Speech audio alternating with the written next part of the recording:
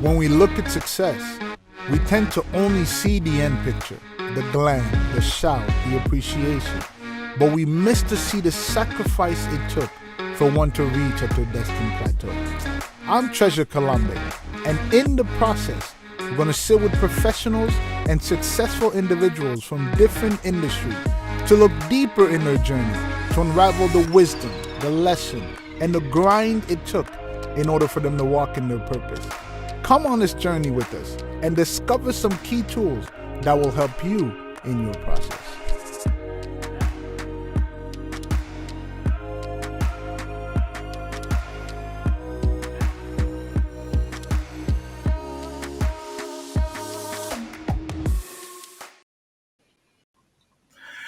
Good day, good evening, good morning, depending on when you will be watching the show. I am your host, Treasure Columbia. Welcome back to The Process.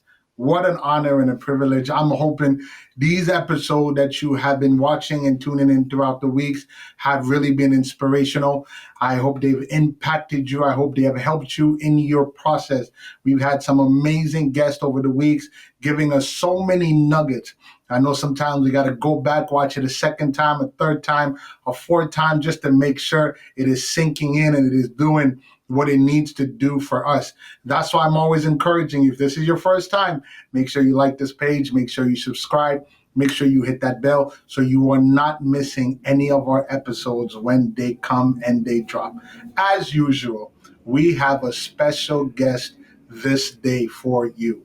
And this one is a brother of mine, somebody I've known for a very, very, very long time, who has a wealth of knowledge, particularly when it comes to self-development, when it comes to business, when it comes to making and building yourself in the capacity of what God has called you and maximizing all of your gifts. So I'm really excited today to be able to have our guests with us. It is a brother, Jean Kabongo. I want to welcome him on the platform.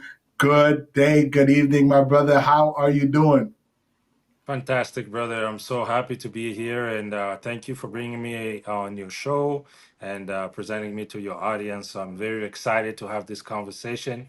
As you said, we go way back, and we were just chatting about the one of the first conferences you had with Eagles Gathering in 2017, and you had me be a part of that as well. That was such a blessing. So I'm happy to be here. Yeah, we go a long history of doing some wonderful work, and I know you're continuing to do that work.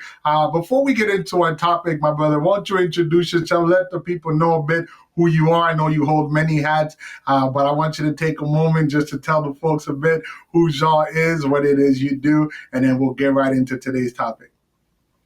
Great. I'm Jean Kabongo. As you say, I hold many hats, but primarily my full time right now is I'm a mortgage agent, a mortgage broker, and I'm also a full entrepreneur since the age of 10, if I can remember, into many different businesses. We also have a family business that we run, my wife and I.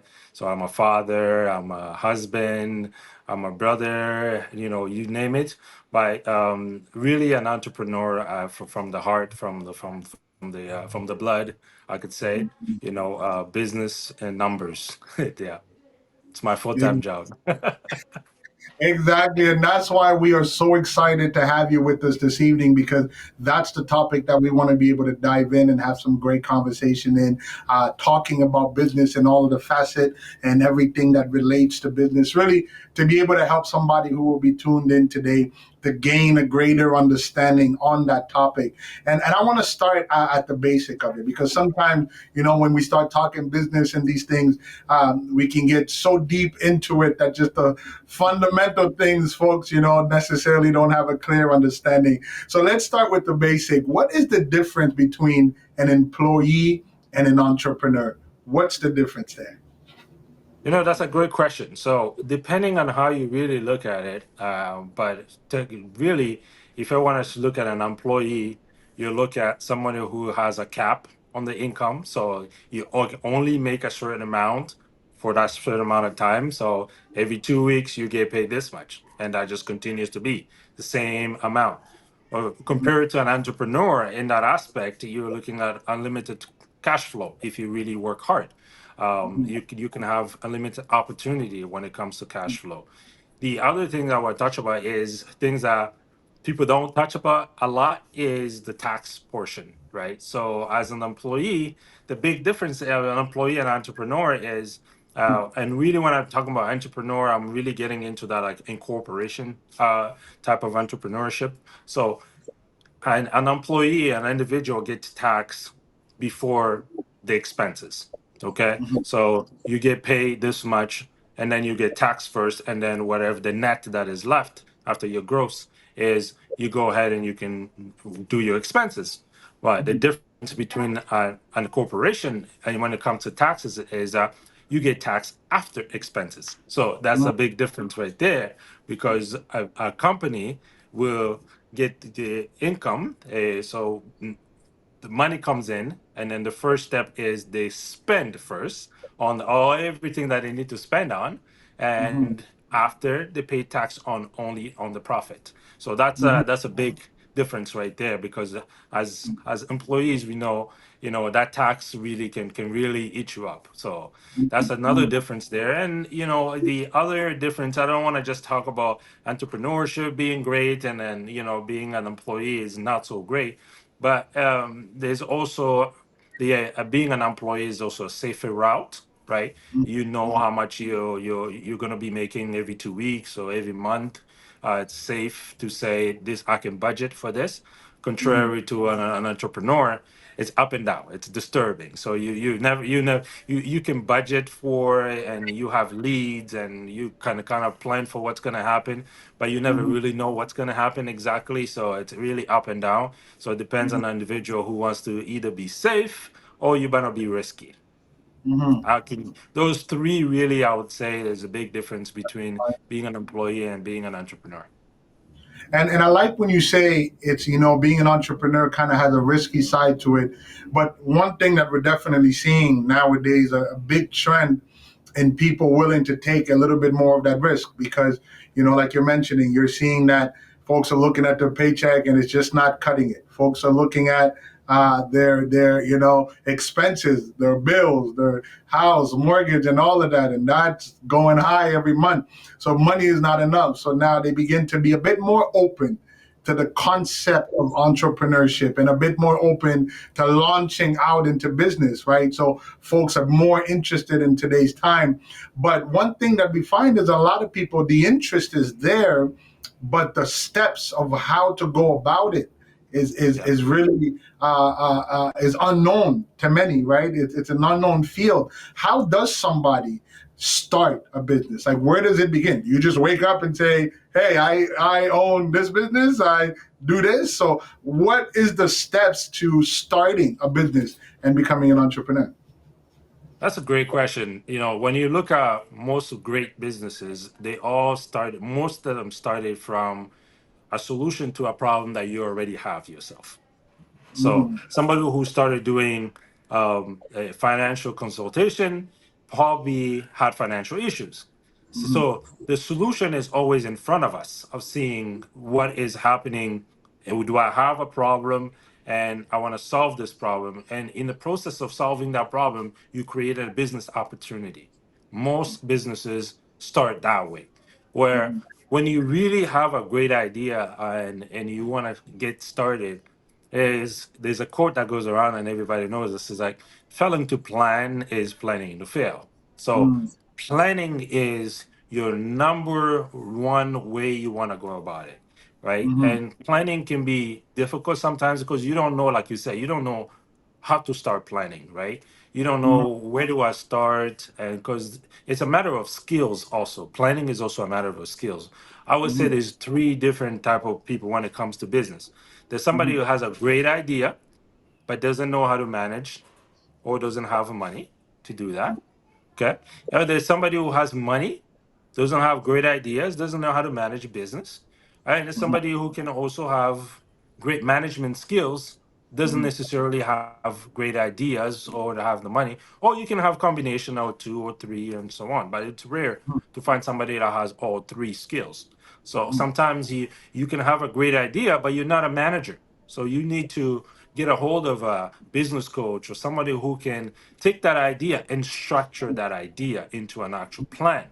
Because a lot of mistakes that people make is want to do it all by yourself. If you Right. have the skills, it's great to do it.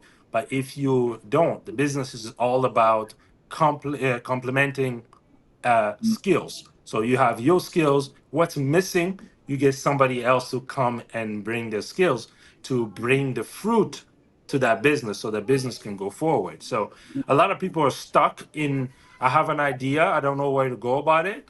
They don't understand. What they don't understand is you may not have the skills to develop that idea. So you might have to reach out to somebody who has the skills to help you develop that. So, but ideally, really, when it comes to a business, it's you just have to start. You just really have to start somewhere because you're not going to get there in from 0 to 100 quick, like they say. You're not going to do that. It's a matter of, and this brings me down to my favorite quote of all time. It's by Francis of Assisi that says, "You start by doing what's necessary, then you're doing what's possible, and suddenly you're doing the impossible." But people nowadays want instant gratification. They want to go from 0 to the impossible right away. It's not going to happen. You just start with what you have and walk your way through and through that idea. So it's not a race, right? So your plan is it's not perfection. Okay, so one thing I really want to stretch here: planning does not equal perfection. Because some people, when they think about I'm planning and I have to have a business plan, it has to be perfect. No, it's not perfection. It's just a direction. So it's not perfection; it's a direction. You need to know where you're going so that you can at least stay focused on what you're doing, so you don't get lost along those ways. So it's not a race, and it's a marathon. And I like that you're talking about planning, which actually leads me to my next question. But uh, planning can be one of two ways, and I want to make sure folks who are listening want to start that business. That often when people think planning, they're just going to get down and kind of write down their goals, and I want to do this in 2 months, I want to do this in 3 months, right? And they'll plan in that way. But that I think, and correct me if I'm wrong, that what you're alluding to is more so a business plan, having a business plan in place. What is that, right? What's the difference between just the regular planning and one having a business plan? And is it important to have a business plan? And my second question to that would be as well, with a business plan, is it important to research first, right? That market search. I have an idea. I know what I want to do. Should I research a little bit more? What the market is, who are my sellers, who are my clientele, and all of that. Could you talk to us about business planning and market research and how valuable those things are to start a business and how somebody can go about implementing that when they're getting started? Yeah, absolutely. So when it comes to business plan, most people, when they hear a business plan, they're thinking about this big plan, right? That they need to start off right away. Not necessarily. It depends on the scale of the business. It depends on the type of business that you're doing. But yes, you do need a business plan. But business plan can vary from a one-page business plan to a 30-plus page business plan, right?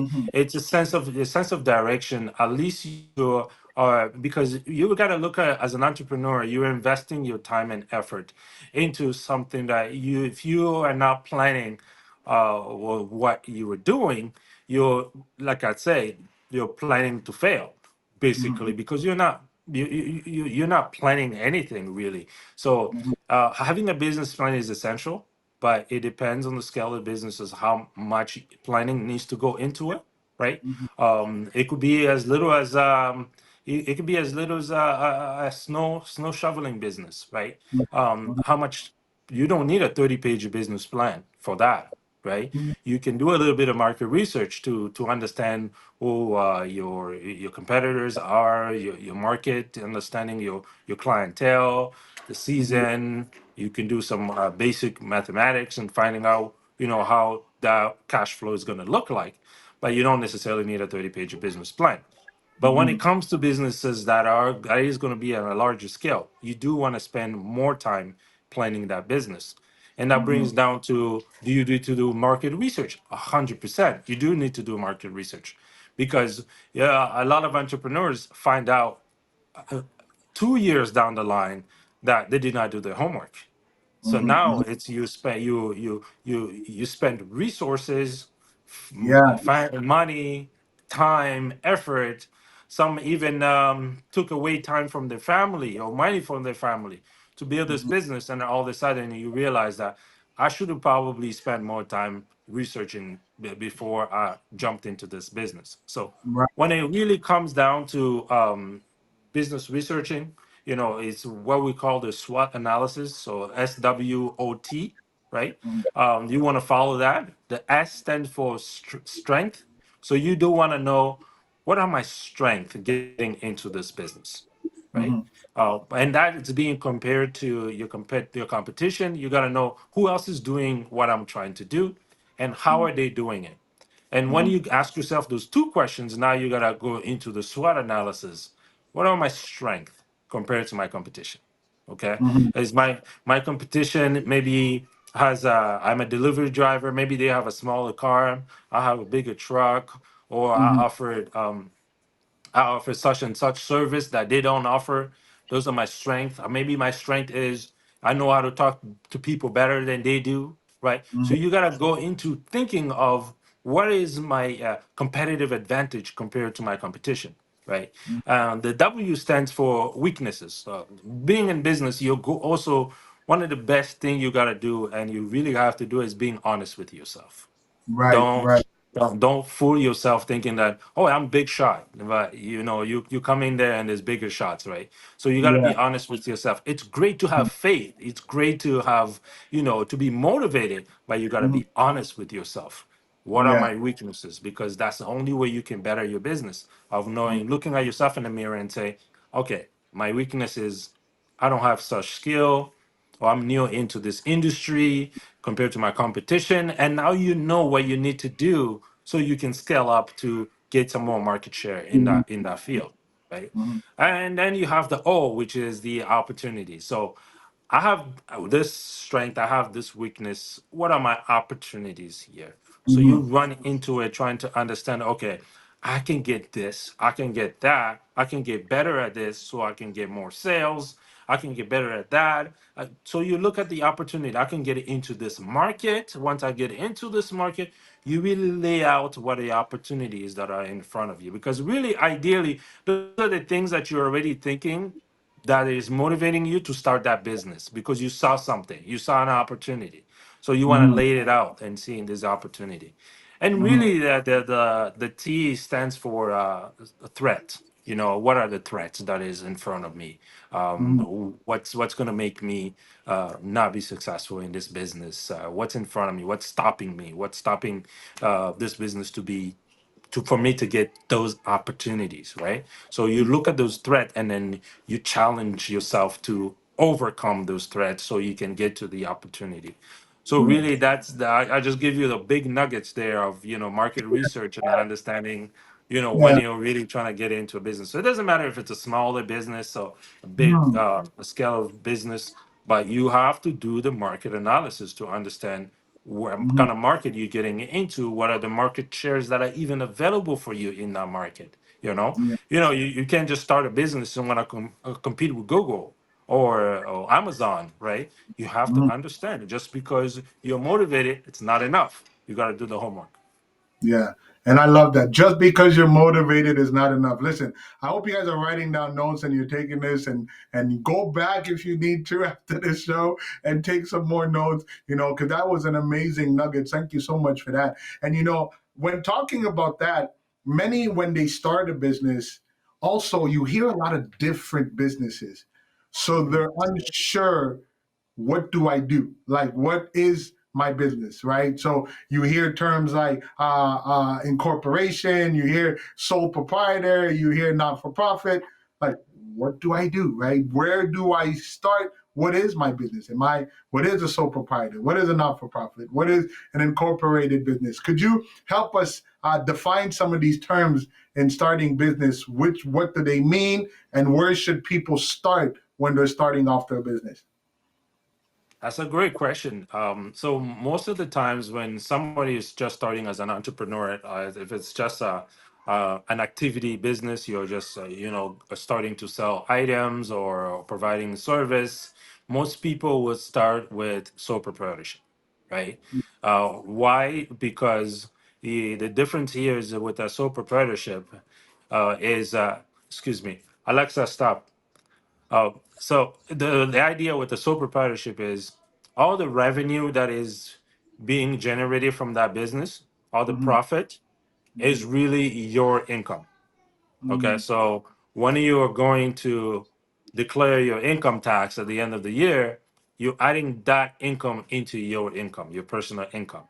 Okay, Mhm. so that's it is the sole proprietorship. So you're being taxed on that income. So most people, if they have, let's say you're working a full-time job and you also have this side hustle, which means most people have now, and you decide Mhm. to go and register that business as a sole proprietorship.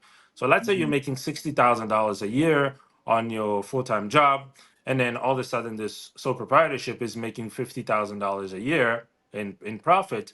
Now your total personal income is $110,000 a year when you're Mhm. declaring your taxes. Okay, so you're being taxed on that income.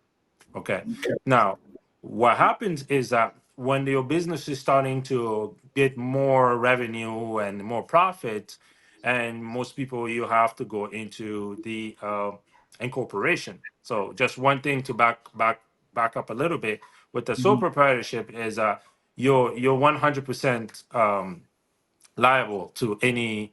So if your product goes and let's say make somebody sick, right? The Mhm. the client can sue you directly as an individual.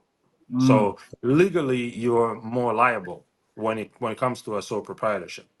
Mhm. So depends. So the kind of a service you're providing, the kind of product that you're selling, you have to ask yourself: do I want to be liable if anything happens? It's on me. So they will sue you personally as an individual.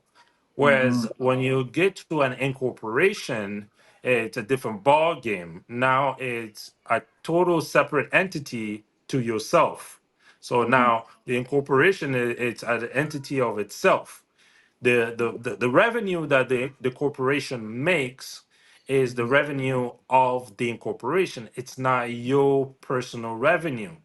But in Mhm. the incorporation, as you're working in that incorporation or you're the director of the incorporation, you are not paying yourself. Now you decide how much you want to pay yourself, right? Mhm. So if that corporation is making $200,000 a year, you can decide and say, I'm only going to pay myself $10,000 a year, right? And this is where we see incorporation is really the biggest, I could say, mafia that there's ever been. Yeah. I'll tell you why. Most Mhm. people don't know this, but a lot of wealthy people that you see with their homes, with their cars, with all the assets that they have, most of them they don't own it personally. It's Mhm. owned by the business. Why? Because you can write it off as expenses of the business. Because remember what I said in the beginning is Mhm. you get as an incorporation you get taxed after expenses, whereas as an individual you get taxed before expenses. So if I Mhm. have $1 million business that's bringing revenue of $1 million, but Mhm. yet it's an incorporation and that business owns a home, that means the mortgage of that business of that home is being paid by the business before Mhm. tax, right? Mhm. And but I live in that home, but it's not Right. owned by me personally. It's owned by the business. The car Right. that I drive, it's owned by the business. It's an expense of the business. So what Mhm. that means that what that does is what wealthy people do is they write up so much expenses that yeah, I brought a revenue of $1 million, but at the end my Mhm. profit was only $100,000, and you Right. only get tax on the $100,000. You don't get tax on the $1 million. Versus Mhm. if this was a sole proprietorship, then Mhm. you brought in $1 million, you gain tax a million for the $1 million. So Right. that's one big difference is taxes. Now, second Mhm. difference is also liability. When it comes to an incorporation, there is a limited liability when it comes to yourself. So if that business, which is an incorporation, had a product that made a customer sick, that customer, Mhm. when they're suing, they're not suing you personally. They're suing the business. That's why we see some businesses go bankrupt. and then you just go create another business, and so on. So there is a, it's not 100% not liable, but there is a really high level of not being liable in most of the situations. So Mhm. that those are the two big differences between a sole proprietorship and an incorporation. Now, when it comes to a nonprofit organization, then we're looking at a completely different scale of business. It's still a business and still needs to be registered. The only difference nowadays is we're looking at what do you do with the revenue of that business. So let's say it's an orphanage, and then you brought in donation $1 million that year. Well, that donation is not profit because it's non for profit, but that Mhm. donation is going to be distributed into different part of the business. So for non for profit, it's obviously for a cause, right? So most of the that $1 million will be going towards a cause, and you also have the three biggest thing is the cause, the Mhm. administration fees, and you also have salary as well. That's where a lot of people misunderstand a non-for-profit, saying that, Mhm. well, you're doing a non-for-profit where you know getting a salary from that. Yeah, you do get a salary because just because it's a non-for-profit does not mean there's no salary involved. So Right. if you create a non-for-profit organization, depending on what scale and how much time you're putting in it, most of the times you have in the beginning you have volunteers working for it.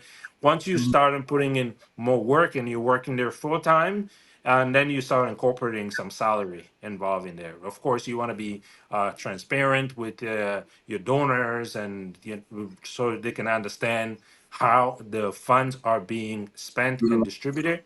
But in this case, we don't have any profit. We just have distribution of funds in different buckets.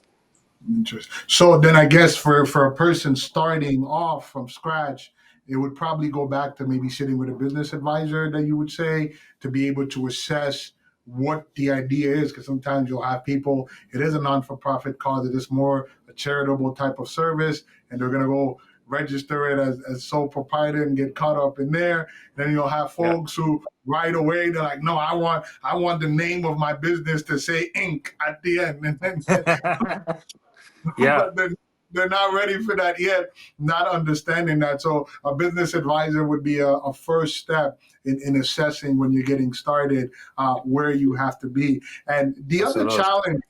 the other challenge that also shows up for many, that are probably watching us in we're in Canada, in Europe, in America, all across, is that many Yeah, people have to offset their business with a 9 to 5 job that you were talking about. They still got to be an absolutely. employee as they I, start I off, right? still I still do it. Right? They still got to be an employee as they start off. So a lot of people will, have difficulties around that, and a lot of people will stop themselves from starting because they'll say, "I don't have any capital. Where am I going to raise money to go ahead and start whatever business? I'm already deep in debt and whatever it is that I'm dealing with right now." So, what advice would you give somebody who has an idea on one, how to gain money to start the idea, and secondly, how to balance that 9 to 5 and their dreams and their business ideas? That's a great question because we live in a world today where um, first with inflation and everything that's happening, cost of living is high. So most people, like unlike our parents back in the days, they can't just live based off their salary, right? So most people are now trying to create side hustle, trying to make some type of business while still carrying their full-time job. And so to raise capitals for that hustle, that your side hustle or a business or however you want to call it, it could be quite difficult because now you only have that salary. Like what how are you going to disturb that salary? Now, um, one of the most powerful fund raising mechanism is always your full-time job or a part-time job. So you got a budget now and saying, okay, I'm going to save this much off my paycheck every month so I can put that aside for the business before I start or start off slowly. So that's still one of the most powerful things that you can do, having that side job or even taking on a second job or an evening job or work from. Today we have so many different things you can do. Work from home, drive a Uber, go ahead and do DoorDash, or why not? Just to raise capitals for the business that you're wanting to start. Mm-hmm. The other thing that you want to also do, and not I don't see a lot of people do this, but it's what we call a business shower. Just like people do a baby shower, right? Get your family and friends together and throw a business shower and say, I'm starting this business. Hold on. I have never. Whoa, wow! I have never. Yeah. That's a new one. Okay, Yeah. go ahead. Go ahead. No, Yeah. that's Yeah. you Do a got my business. attention. One. Yeah. Do a business shower. Bring you say, hey, listen, I'm starting this business. I want you guys to come by and just to support me. You know, it's a $50 ticket to support me and come see the presentation, see everything that I'm doing. And if you want to invest too, depending on if you want to throw out some shares out there and you give. So now, because it's your friends and family, there'll be more a deal to come and support you, and Mm-hmm. you'll be surprised in how much you can raise during that fundraising. It's really a fundraiser. Well, how much you Yeah. can raise that can help you really kickstart with your business. So Mm-hmm. a lot of people do it nowadays. Not a lot of people know it that it exists, but it's a great idea to do. Have other people donate food for that event. Some get other friends to do decoration and so on, music and so on. Really, idea is for people to come and volunteer and be able to support you financially for you to start your business. So the business shower. So keep that in mind. It's a great idea. A lot of people Mm-hmm. should be doing it. But Yeah. there's also collaboration, right? If you want to do a business and you might not be able to do it on your own, collaborate with somebody else who has the same vision and put your hands together and have enough funds to be able to start this business together. There's as partners, right? So sometimes you could be, I wanna start a rental home. I want to buy a rental home, but I don't have enough for a down payment. So you split it out 50-50 and you partner up and you go and get this condo and rent it out and so on. You just keep moving and you can buy yourself out down the line and so on. So you really gotta strategize if that's Right. really the business that you want to do. Mm-hmm. Also, you can take loans. I don't recommend people taking a large amount of loan in the start of the business just because, like I say, you can have a business plan, but it doesn't mean that it's going to be perfect, right? So there's going to be up and down. There can be COVID that comes and hits, and all of a sudden your restaurant business can go on, right? And but you have this loan that you still need to pay. So when you first start, I always recommend start slowly and get there unless you really did your study and this is a great opportunity and right off the bat that loan that you're going to be taking you'll be able to pay it off quickly. So you got to do homework, how that's going to happen. And there's grants as well for business grants.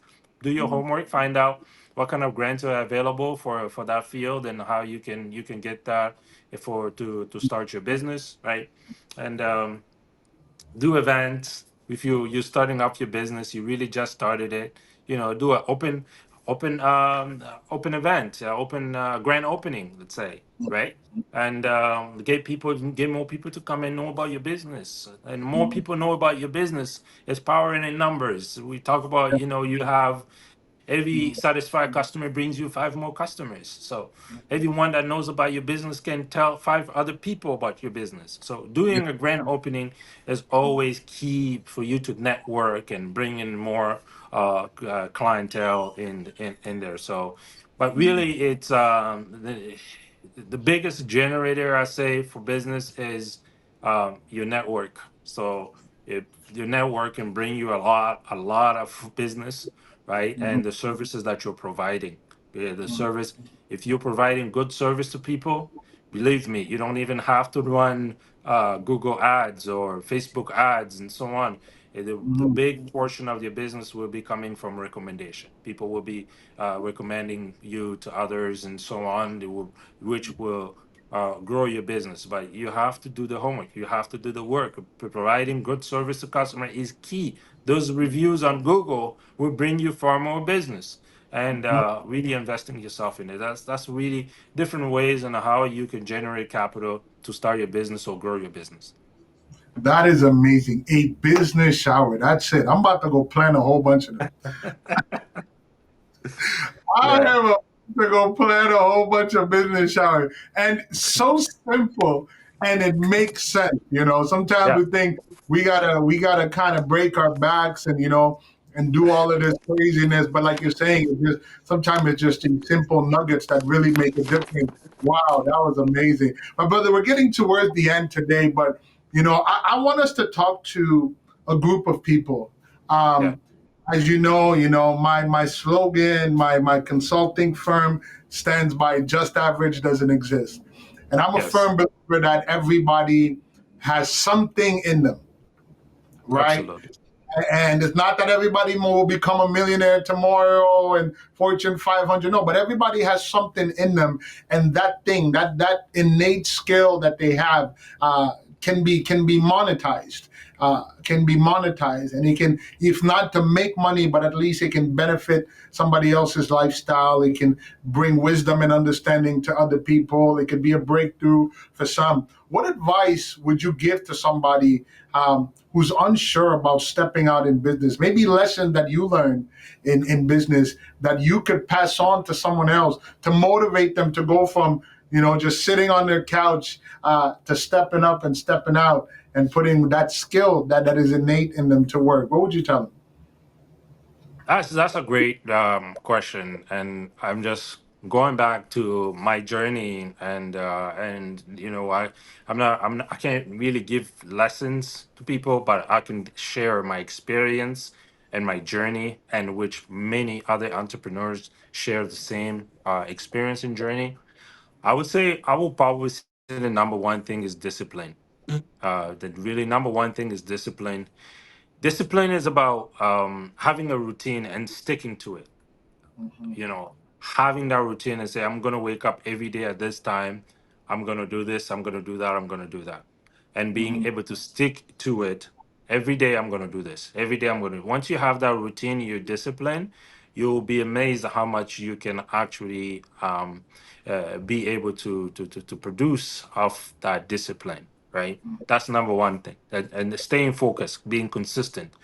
When you're consistent on what you do, today we're here, we're in a podcast, we're speaking about this didn't start today, as we had just reminded you, where everything started, but you remain consistent, you just keep pushing, right? mhm, Staying focused. And then there's one here that I'll touch on at the end, but one of the biggest thing for myself, for my journey, is also your feelings don't matter. Talk about it. You, Talk about it. yeah, your feelings don't matter when it comes to an entrepreneur. You have to Mhm, understand your feelings don't matter, whether it rains or it pours. You gotta keep a smile on your face. You gotta keep pushing. Okay, mhm, you gotta suck it up. You gotta keep moving. If feelings don't matter, don't bring your feelings into your business. Okay, a lot of people get a lot of businesses, entrepreneurs fail because they bring too much feelings, personal feelings, into the actual business. Right? mhm, If you're having issues at home with your partner, that's your personal issues. Don't bring mhm. that into the business. Okay, Right, because right. now, yeah, I mean, I understand we're all human, but you have to understand entrepreneurs are different kind of human beings. Okay, they have to they have to go through it, Yeah. even when they know I'm going home and this is what's gonna happen. I might not, my bills are probably not paid, but I still Mhm, gotta go out and push through this business because that's a life of an entrepreneur. So your mhm, feelings don't matter. Even when you're hurting, you have to go and put in some work, right? Separate your personal and the business, because the potential are just limitless, right? Don't be afraid to fail. Is a big one as well. Failure mhm, is part of success. Without failure, there's no success, right? mhm, It all depends on how you look at it. You gotta look at it as lessons, right? You gotta keep learning every mhm, day. Even from the youngest one, we learn from them. Uh, mhm, but be careful by learning. You have to learn from professionals that are in that field. Take advice from professionals. Do not take advice from people from the street who does mhm, not know anything about that business or how that field works, do not take advice from your aunties or your uncles that think they know everything.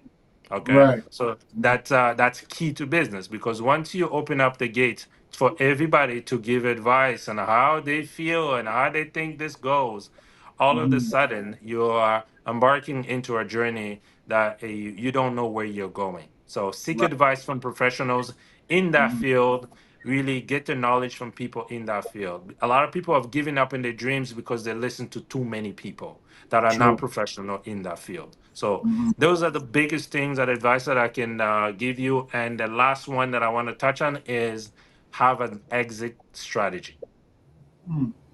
Yes, a lot of people don't understand it, but have an exit strategy. Once you Mhm. start that business, have a limit and saying, "This is the point where when I get to this, I have to be out." Mhm. Mhm. Okay. Just because we say you got to keep pushing does not mean you run yourself to the ground. Does not mean you go out of debt. You go out on debt, in a dip hole that you can't get yourself out anymore. So you have Mhm. to know what your limits are. You have to say to yourself, once I get to that $20,000 invested in this business and it's not working, I'm out. I ain't Mhm. going no more. Because then you are going to drown your whole family. That's why we have a lot of entrepreneurs and wound up being homeless, because they just kept pushing when there was nothing there to push anymore, because they didn't have an exit strategy on when to Right. get out. So Mhm. that's key. Those are the big, really the big nuggets that I can give people that I want to be Mhm. entrepreneur, and what to watch out for. Wow, and that's amazing. I like that. You need an exit strategy, and you're right. I think in the pursuit of passions, desires, and cultivating some of those businesses, that wisdom piece is so important to keep us right, to keep us in line. Because sometimes, like you said, it might have just not been the right time for it. It might have been the right field for it, and we just need to step back, revisit. Not that we are quitting, but we are being wise and revisiting maybe our plan, revisiting our approach, and seeing how we can step forward and do it differently. And my last question today, before I Yes. let you go, my brother, and just thank you. Like, the wealth of knowledge. I am guaranteed that anybody who watches this will be extremely impacted, and they will leave with much more understanding when it comes to business. And I want to leave it off on this for my last question, the Yes. notion of faith. What part does faith play for you when it comes to business? I know who you are, but I want you to talk to these folks. What part does faith play for you when it comes to business, and what would you tell somebody who's watching us right now on the importance of having that element as they strive to build that business? Yes, as a man of faith, one of the biggest thing, because I've been around a lot of business people, been around a lot of boardrooms, meetings, met a lot of people in business throughout the whole world actually, and the biggest thing that struck out is integrity. Having integrity. When you're a person of faith, you have a different level of integrity. You know that God is watching. You Mhm. know that what I'm doing, am I helping people, or am I putting people in a position where they can, lose their home, or being able to just talking as a mortgage agent for say. Being honest with people and laying out all the information to people is very important for me, and making sure that I'm actually helping this family, and I'm not trying to get them to uh, be able to lose their home tomorrow, or put them in a position like that. So having integrity, and not just knowing that I'm not doing this just for the money. Yes, of course we have to feed our family, we have to feed ourselves, but you have to put yourself always in the other person's shoes and ask Mhm. yourself, what would Jesus do, right? Mhm. And Mhm. having integrity is key into having a successful business. And Mhm. the other part of that faith really plays a big part in business is it gives you a sense of really believing in yourself, right? You believe in yourself, and you believe that God is there with you, and He's not going to let you just fall down, even when it's difficult situations. When Mhm. you just have faith compared to others that we see, things are not going very well, so I'm gonna go and just jump over a bridge. We don't Mhm. do that. You understand that it is going to be difficult. You understand that it's going to be hard, but you also understand that there's light at the end of the tunnel because faith tells us that it is Amen. going to be all right. Don't be afraid. Know that I'm here. So things like that. When you go through the shadow, when you go to of death. I fear no evil because I know that you are with me. So Mhm. those are the things that you have when you're going into closing a big deal, going into a difficult situation, going with a difficult customer, or somebody tries to sue you. And believe me, I have people that try to, but I had situations where my hands were tied. I have no. It's not my fault. I didn't do it, but it could have gone really sideways. Mhm. But I just believe that God was with me, and all was well at the end of the day, right? Amen. So, because you have faith, because you meditate in the Word, because you know that it's gonna be all right, as long as inside of you you understand that I'm clean with what I'm doing. So Mhm. faith plays a big part. So yeah. Amen. Amen. Faith plays a big part. And I'm hoping that, those of you who've been watching, not only with the tools that my brother's been able to share, but also just grasping that God has made you with such a purpose. And really, when we're talking about kingdom people and business, understand that it's not the same approach that the world is taking, that you're taking.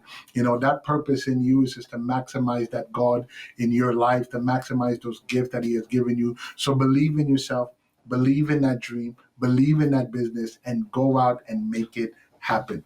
My brother, thank you so much. I can't thank you enough. This has been so impactful. I've learned a whole lot, and this is, years in making. So I'm still learning from you. Thank you so very much. And Thank before you. we go, I want you to talk a little bit about the Dream Space and let folks know what you're doing right now, where they can get in contact with you. You mentioned your mortgage agent. Where can they get in contact with you? Or, if they want to get some more advice on different aspects of business or connect with some of the businesses that you're undertaking right now. I want to turn it over to you before we close. So talk to us a bit about your businesses and then we'll close from there.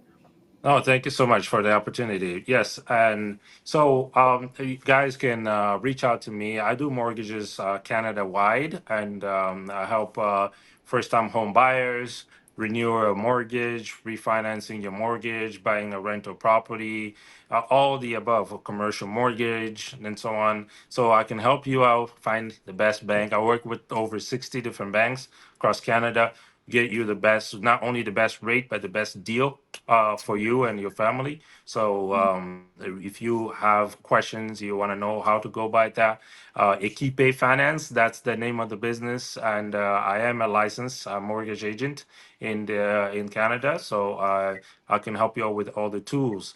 You can reach me at, if you go to Equipe Finance, the Equipe.finance, so www.equipee.finance. That's Equipe Finance. You'll go straight into my website and you'll see my phone number and everything in there. You can find me on social media as well, Equipe.finance. But like I say, we have many different businesses. So this other business is really my wife's vision, and we're walking in it. Like I'd say, it's about bringing different skills together and being able to walk together. So we do. This is the dream space. We do home staging for realtors that want to sell the home and they want to stage. We do home staging for that. We do event decor. So my wife is she runs that really part of the business, and I'm more of the numbers guy behind the scenes, logistics and so on. So we do that as well. And the big news is we're actually building an event a venue in Manitoba. So that's Mhm. going to be we're going to be opening our doors in September of this year. It's under construction right now. So Mhm. like that's the second stage really of that business, and being Mhm. able to do that, it's been a fantastic journey. We've been doing it for the past 3 years now, but our garage is now full, our basement is full with item. So now we're taking that leap of faith into actually investing into a whole event venue. So you'll be seeing that a lot more. So if you go to Instagram, the Dream Space event, you'll be able to find us, book us. We got bouncy castles. We have so many different things that we do to accommodate people with the parties and celebration of the event. Right. And besides that, I always also have other investments opportunities, getting into the real estate opportunities. Those that want to invest in real estate, they want to buy for investment. You can be overseas and you want to invest in Canada.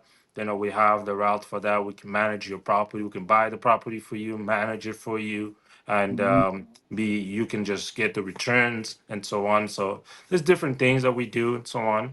But yes, it's I'm still a business coach. I'm still a life coach once in a while. So that's Active Dreams Coaching. You'll find me on Instagram. So Active Dreams Coaching. Then we can link up from there too. It's wonderful.